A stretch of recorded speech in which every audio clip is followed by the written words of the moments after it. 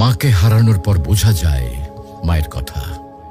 যে সকালে তুমি ঘুম থেকে উঠতে মায়ের ডাক শোনার জন্য, আর সেই ডাক চিরদিনের জন্য থেমে গেছে।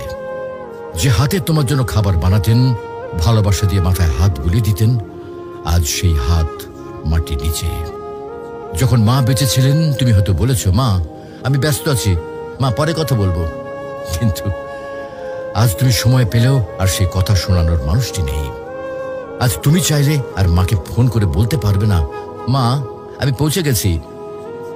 আজ তুমি ঘরে ফিরলেও আর কেউ দরজায় দাঁড়িয়ে হাসি মুখে বলবে না, টেবিলে খাবার রাখা আছে, খেয়ে নিস বাবা। মাকে হারানোর পর বোঝা যায় তিনি শুধু একজন মা ছিলেন না, তিনি ছিলেন ঘরের আলো, জীবনের দোয়া আর হৃদয়ের শান্তি। এখন বুঝতে পারো মা যে বারবার নামাজের কথা বলতেন, ভালো মানুষের সাথে চলতে বলতেন, এগুলো তোমার জন্য কত বড় উপহার ছিল। প্রিয় ভাই বোন, মাকে হারিয়ে আফসোস করার আগে কদর করো। মায়ের হাতে চুমো দাও, তার জন্য দোয়া করো, তাকে জড়িয়ে ধরো যতদিন তিনি আছেন। কারণ হয়তো একদিন তুমি শুধু বসে বসে কাঁদবে আর মনে পড়বে, ইস যদি মাকে আরেকবার জড়িয়ে ধরতে পারতাম। মাকে হারানো মানে পৃথিবীর সব থেকে বড় আশ্রয় হারিয়ে ফেলা। তুমি যখনই সময় পাও তোমার মায়ের সাথে সময় দাও, মায়ের জন্য দোয়া করো। মা যদি আজকে ইহলোক ত্যাগ করেন তাহলে তিনি আর ফিরে আসবেন না।